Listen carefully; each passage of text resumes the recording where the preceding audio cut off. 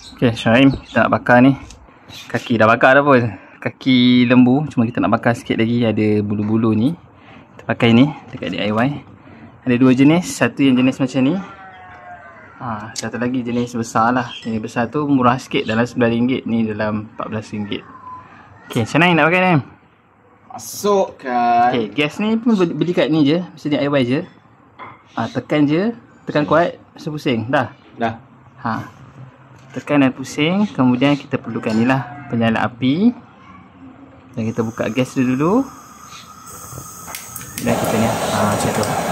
Dia ada setting adjust kat sini. Setting adjust kat sini.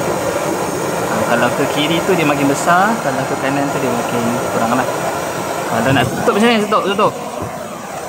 tutup mudah je. Pusingkan habis ke kanan. Lepas tu biar je, ataupun tutup macam tu.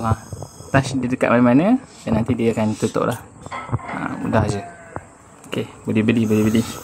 Siapa nak bakar-bakar ke, nak buat BBQ ke, sesuai untuk beli ni. Flame time, dekat mesin DIY je. Yang gas tu harga dia RM3.90. Beli dah dua.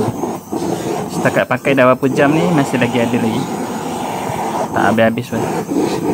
Aku rasa dah banyak lagi tu.